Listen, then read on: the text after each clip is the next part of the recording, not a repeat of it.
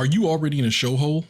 The House of the Dragon finale has many fans already having withdrawals, knowing how long they'll have to wait for their Game of Thrones fix. Poor Lucerys. He wasn't ready for what the realm had in store for him.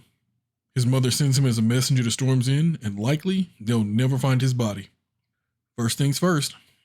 Viserys warned us in episode 1, I believe, about dragons not being as controllable as people think they are. Dragons have a mind of their own.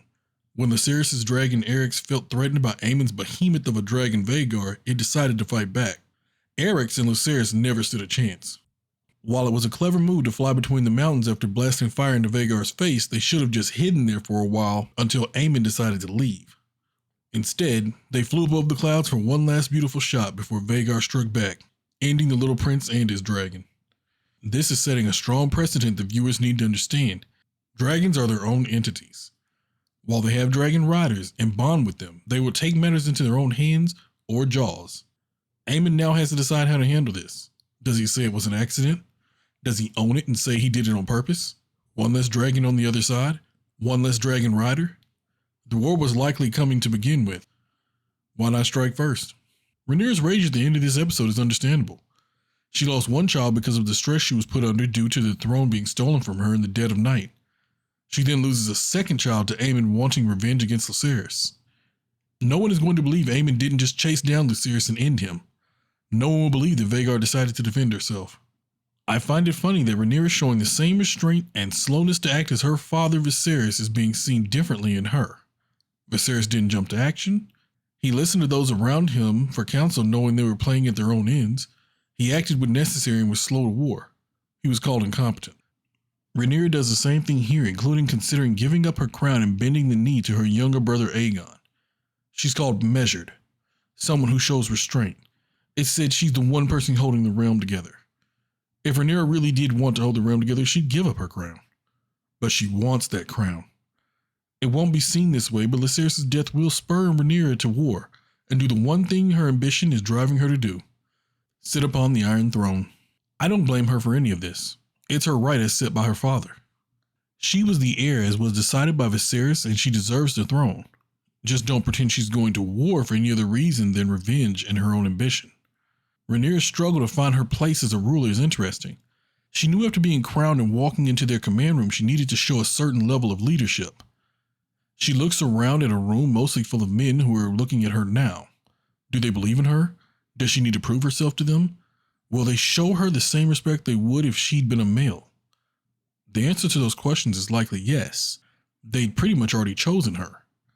Not just in this moment, but years ago when she was named heir. These men are already on Dragonstone with her, already loyal to her. These aren't the men she needs to worry about. But, understandably, she does show that nervousness in her first moments as ruler. When Rhaenyra cleared out the room to speak with Daemon, I thought she was going to demand he stops undermining her in front of other people. Daemon was making plans and taking action. He was doing what he does best, but it wasn't what she wanted to do. His presence and words carry weight, so it looks as if he's contradicting her. I expected Rhaenyra to ask him to stop, to only question her in private. That would be fair. They need to present a united front to everyone. Everyone benefits from people believing Daemon supports and believes in the decisions Rhaenyra is making, even if behind the scenes he questions every single one of them.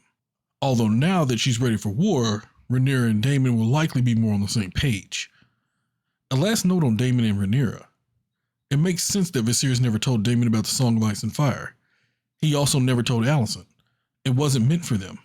This is something to be passed down from ruler to heir, a secret, not something everyone is meant to know. This could have huge potential impact down the road, which I think it does. The Sea Snake Corlys Velaryon not only doesn't die, but shows up right on time with everything Rhaenyra needs. Now, House Velaryon is the most wronged house in the entire story. Not only is their family line being ended by Rhaenyra, but Daemon takes Vaemon's head as well. Not to mention those two being responsible for the death of Lenore, as Corlys and Rhaenys still believe. Yet despite every transgression against them by Rhaenyra and Daemon, House Velaryon just accepts it, takes it, and continues to side with them. Corlys was right to want to just declare for no one. Rhaenys, however, now wants to aid Rhaenyra, so she switches toward the position Corlys once held and convinces him to side with Team Black. Corlys has to apologize for going and winning the war in the Stepstones, Yet not only did he have to defend their positions and fleet, but he's taken and garrisoned ports and lands that give him control of the Narrow Sea, handing this to Rhaenyra as she readies for war. Understandable, Rhaenys felt he abandoned her after their children died, but he couldn't just do nothing about the Stepstones. The first season of House of the Dragon brought Game of Thrones back in a major way. In my humble opinion, saving the franchise. This show had so much riding on it, so much on its shoulders. It needed to grab people and not let go, just as its predecessor did. It achieved those goals and more. House of the Dragon is exactly what HBO needed to breathe a dragon-sized breath of fresh air into the lungs of a franchise that was on death's door. It looks like we'll be watching stories in Westeros for years to come. Season 2 can't get here fast enough. What do you think of the first season of House of the Dragon? Let me know in the comments below.